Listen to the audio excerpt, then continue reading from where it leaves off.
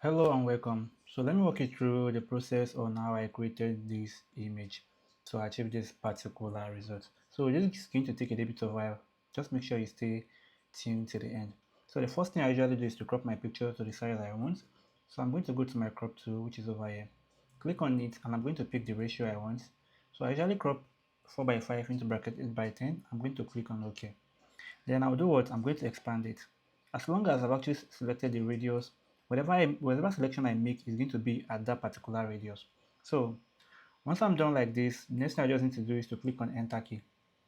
Next thing I need to do right now is to duplicate my background layer by clicking on Ctrl J if you're using a MacBook, Command J. So I'm going to name this right now my subject layer, SCBJ, right? The next thing I will need to do is to select my subject. So I'm going to click on my object selection tool. I'll scroll around my subject like this. Then I'll wait for it to load up. And boom, my subject is selected the way I want it to be. Note, whenever you're trying to make a selection, make sure you're not selecting this with it, the star with it, because we do not need it. We just want there to be an illusion of she holding something. So that whenever I want to bring in anything, it's going to look hyper realistic. So we don't need to select the staff with the subject because we're going to be deleting the staff.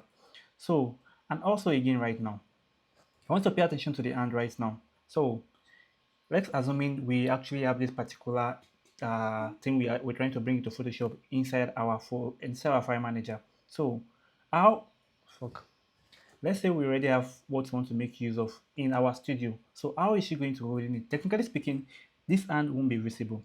The only hand that is going to be visible is just this finger over here and also this particular finger which is going to be staying at the top. This will be at the back of the box we're trying to bring in right now. So we'll pick our polygonal axle tool or whatever tool we know how to use. I'm going to go with subtraction first. I'm going to remove this from our selection. As you can see right now, I'll go to addition and I will make sure I select this one perfectly. I'll make sure I add to the selection of this, as you can see right now. So make sure I do the selection very well.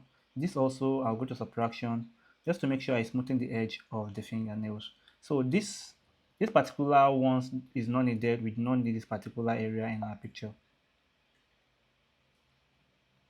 So as you can see right now, our picture is selected.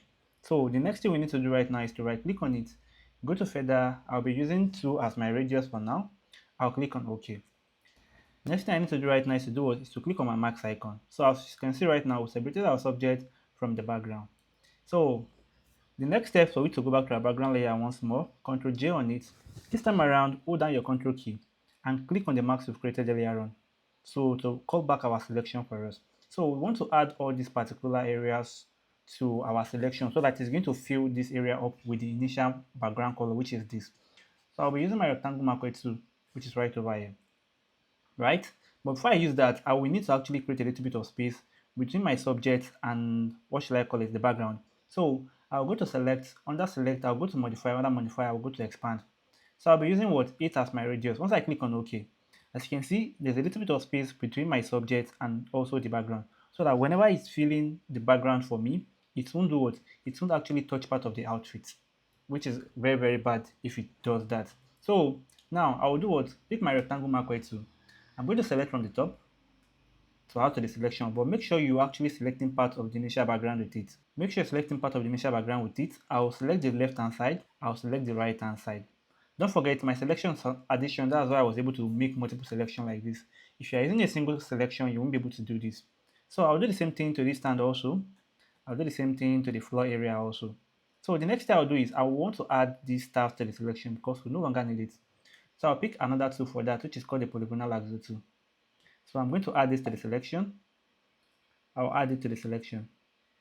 You're going to see what we're trying to achieve right now. Let me add all this area to it. And boom, we are done with our selection. Next thing we just need to do right now is just to right click on it. We'll go to what? We'll go to fill, under fill. We'll make sure we pick our content aware and click on OK. Just have to sit back and relax for it to do the job for us. And boom, it's no longer there again, and the background is actually widened the way we want it to be. And also the staff she's holding is no longer with her. So Ctrl D to select right now. We want to clean up this particular area because this is the shadow of the staff she's holding earlier on. So just go to your patch tool. Under your patch tool, just circle that area up, drag it to a cleaner area. And I want to remove this dirt also. Circle it up, drag it to a cleaner area. That being said right now, Next thing I need to do right now is to duplicate my background layer once more. Before I do that, let me turn off my subject layer. As you can see, we still have remnant of the air in the background layer. So I'm going to go to my patch 2, click on my patch 2, and I'm going to circle that area also. I'll drag it to a cleaner area. Ctrl D to deselect. So I'm going to turn back my subject layer right now. But this background layer right now, I'm going to duplicate it once more. Pay attention, guys. So Ctrl J once more. This time around, I'll just have to do what? Go to filter, under filter, I'll go to blur, under blur, I'll go to Gaussian blur. So I'll be using 200 as my radius. I'll click on OK. What we just did right now is what? We smoothing the background, but the shadow is no longer there. But to bring back the footer shadow right now, click on your max icon. So under the max icon, pick your brush, make sure the brush color is on what? Is on black. Scroll over the area where the initial shadow is before. So that being said right now, we are one step closer to what we want to create. But before we do that, let's bring in the background we'll be using right now. I'll go to my file manager and I'm going to pick the particular background which I want, which is this over here. I'll drag it straight to my Photoshop, wait for it to load up. I'm going to expand it till I see fit. This background will be given to you guys for free. Just click the link down in the video description and it's going to get to you. So this is the background I want. I'll click on OK. But right now it's actually killing my shadows for me. So come to the opacity, I'm going to drag it down till the underlying layer is actually showing and my shadow is back, which is very, very good. So now let's jump straight to the one we want to do. I want to actually create a wall over here. To do that right now, do what? Click on your rectangle marquee tool or your box tool, anyone you want, your rectangle tool or your rectangle marquee tool. So let's use the rectangle tool right now. I'll come to the color over here. I'm going to be picking white, as you can see. And I'm going to do what? I'm going to draw a rectangle around this area. I'll drag it down till I see fit. I want to be around this area. I'll click on OK. Can you see right now? I'm going to zoom in very well to see if it is well placed. It's not kind of well placed, so I'm going to shift it to the right hand side a little bit around this way. Then I'll click on OK. Can you see what we just created right now? But right now it's actually too plain and white, which is not what we want. And number two, the footer shadow is not there, which is going to make it look very, very realistic. So let's create a footer shadow for now first. The first thing, click on a layer directly below it, which is this my Canva layer over here. I'll click on it. I'll create an empty new layer between the both of them. Then I'll pick my polygonal axle tool. I'll do what? I'm going to make sure I zoom in very well to the edge. So I'm going to add a little bit of space to the edge over here. As you can see, I will add it like this. And I'm going to come over here because I want the shadow to be outside this way, like this. And I'm going to go back inside and I will meet up here again. Right? Next thing I'll do right now is right click on it. I'll go to feather. On that feather, I'll be using like 20 as my radius. I'll click on OK. Then I'll still right click on it again. I'll go to fill. Under fill, I'll change it from content aware. I'm going to change it to color. Then I'll click on my black color. Then I'll click on OK again. And boom, Ctrl D to select. Now we have a nice footer shadow for it. So it's not seem as if it's actually floating on air.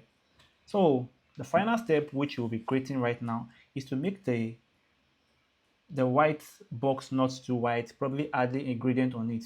So this is the color of the gradient I'll be using right now. I'll use this color as my gradient, as you can see right now. Then I'll do what? I'll go to the rectangle we created, which is this one over here, as you can see. Then I'll do what? I'll pick my gradients. I'll open it up to sample the color I want. Don't forget, I'm picking from color to nothing. If you pick from black to white, it's not going to give you what you want. So pick from the color you want to nothing. So once you pick on it, what you just need to do right now is to come over to your document, create a new layer, then scroll the way you want it to be. I want it to be around this way. But right now, it's not just affecting the area I want. I only want it to affect the box, but it's affecting my entire document. That's not an issue right now. All you just need to do right now is come to where the gradient is created, right click on it and do what? Look for where create a clipping axis, which is over here, and click on it. Automatically, it's only going to affect the area you want it to affect. And boom, we're able to create our manipulation in less than 10 minutes. Here is the before of our picture and here is the after of it. All this file will be given to you for free. All you just need to do is like and subscribe to my video so that you can get little updates like this. See you guys in my next video tutorial. Reflex out.